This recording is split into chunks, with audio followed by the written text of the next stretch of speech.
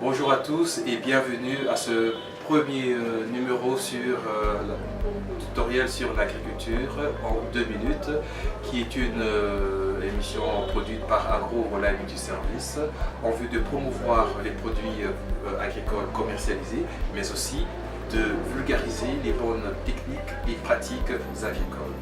Aujourd'hui, donc, dans ce premier numéro, nous allons parler de la culture de la tomate. Voilà. Pour commencer, il vous faut acheter des semences de bonne qualité. Pour ce faire, Agro Volaille met à votre disposition des différentes variétés de tomates, composites tout comme hybrides, indéterminées et déterminées, et qui sont adaptées aux différentes saisons. Ces variétés sont produites par la société Mayford Sakata, qui est une multinationale mondiale, leader dans la sélection et la production de semences de légumes. Donc voilà.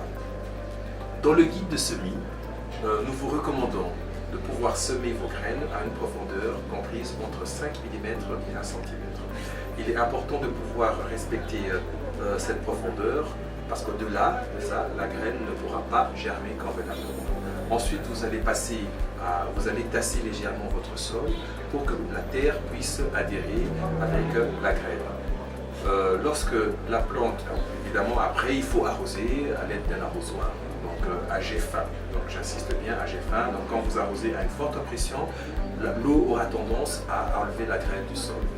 Alors, lorsque la graine aura atteint 10 cm de hauteur, ce qui correspond pratiquement à 21 jours, vous allez procéder à la transplantation ou au repiquage sur vos plates-bandes définitives. Et sur ces plates-bandes, il faut respecter les écartements de 45 cm sur la ligne et 1,5 m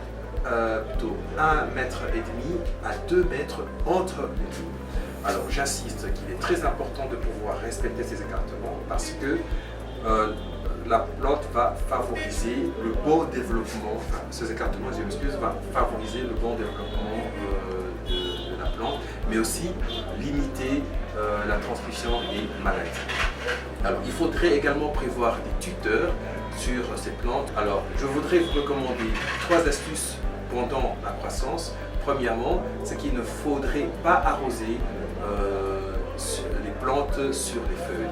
J'insiste bien, n'arrosez pas sur les feuilles, arrosez au niveau du collet de la plante.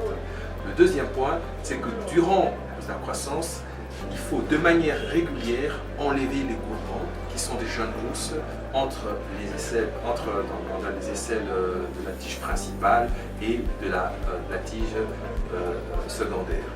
Voilà. Alors, le troisième point, c'est qu'il faudrait également se munir de produits phytosanitaires parce qu'il est très important dans le cas d'une invasion des insectes et des fongicides. Voilà. Lorsqu'on respecte toutes ces conditions, la récolte intervient généralement entre 70 à 95 jours, tout dépend de la variété que vous allez utiliser. Donc voilà, ça sera tout pour ce tutoriel. Merci beaucoup de nous avoir suivis.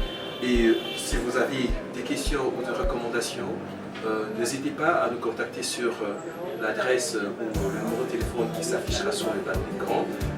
Nous vous remercions beaucoup et nous vous donnons rendez-vous au prochain numéro. Merci beaucoup.